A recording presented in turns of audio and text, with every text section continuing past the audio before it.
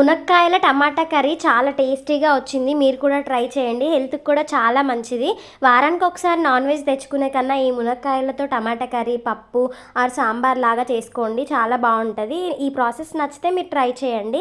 ఆనియన్స్‌ను tomatoes మంచిగా వేయించుకున్న తర్వాత కరివేపాకు వేసి అది చల్లారిన తర్వాత మిక్సీలో వేసి మిక్సీ పట్టుకొని పక్కన పెట్టుకోవాలి.